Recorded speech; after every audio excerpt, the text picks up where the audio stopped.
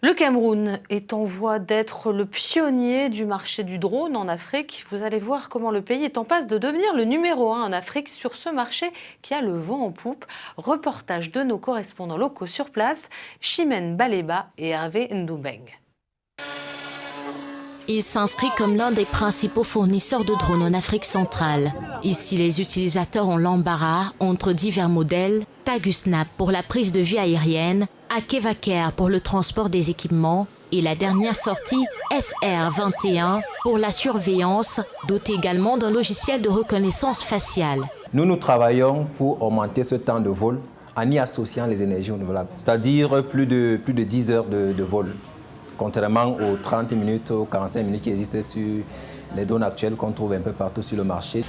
Lorsqu'une personne traverse par exemple un carrefour et qu'il y a une caméra à proximité, le logiciel se charge de capturer juste l'image et de faire la reconnaissance faciale en fonction des spécificités qui sont dans la solution. Ici, c'est l'univers des drones. L'entreprise est dirigée par Borel Tagia, jeune ingénieur diplômé de l'École supérieure polytechnique de Maroua, âgé de 26 ans. Créée en 2019, l'industrie en pleine croissance est déjà dotée d'un service informatique et une cellule électronique pour la fabrication artisanale des drones. On se charge de faire la maintenance, de faire les conceptions, le montage. Il y a certains de nos matériaux qu'on fabrique nous-mêmes ici. C'est-à-dire on les synthétise nous-mêmes. Il y a d'autres qu'on ne peut pas fabriquer ici. Nous sommes obligés de faire appel à certains partenaires.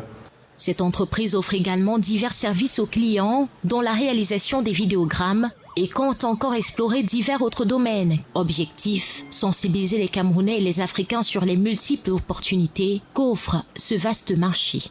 Un drone qui a la capacité de pouvoir transporter des équipements, on peut l'utiliser pour expédier des médicaments, des vaccins dans les zones difficilement accessibles. Si vous voyez actuellement, ça se fait déjà au Rwanda.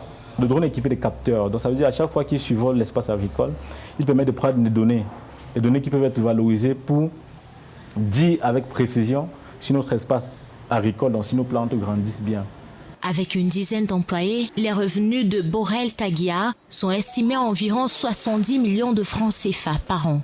Il ambitionne également conquérir tout le continent, a priori l'Afrique de l'Ouest, dont le Bénin et la Côte d'Ivoire. Selon un nouveau rapport de Grandview Research, le marché du drone pourrait rapporter plus de 84 milliards de francs CFA sur le plan mondial d'ici 2025.